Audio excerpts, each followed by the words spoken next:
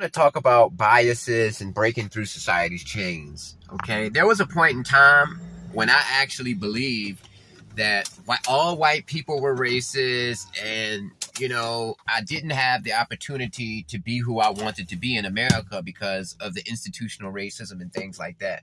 And then as time went on, and as I got to meet different people and travel around the world, thanks to the punk rock community, because that linked me up with so many diverse people, I realized that I was lied to by the politicians. The politicians want me to be in their army, their thought army, their mental, psychological army. They want me to be the traditional liberal, the traditional Democrat, and they want me to have the same biases that they do. And according to our 5%er lessons, they teach us that 85% of the world is deaf, dumb, and blind.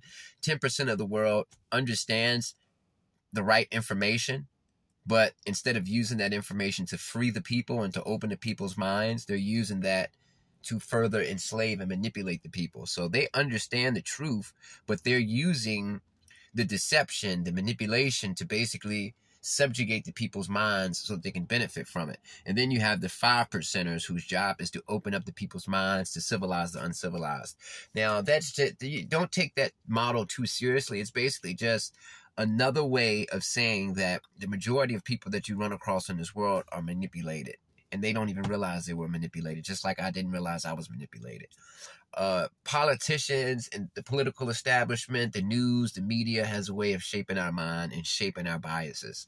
And in order to, when you're on a quest to really learn who you are as a person, you have to identify the biases that aren't yours, the biases that were implanted into you by the outside world, by the 10%ers. You understand what I'm saying? And it requires you to really get to know who you are as an individual, and to separate the real you from the you that's been conditioned by society. And once you get to a point where you're able to separate you from the conditioned version of you, you'll have a freer mind, a more open mind, and you'll realize that the biases that you have weren't your biases in the first place. They were implanted into you.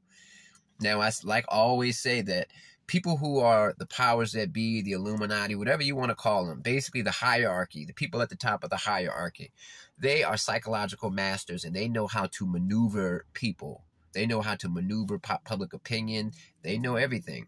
Like I said, man, I see it all the time at my job. I work at a hotel part-time, and the housekeeping staff is half black and half Latino. The Latinos come from other countries. They're immigrants who are specifically brought here to work at this hotel.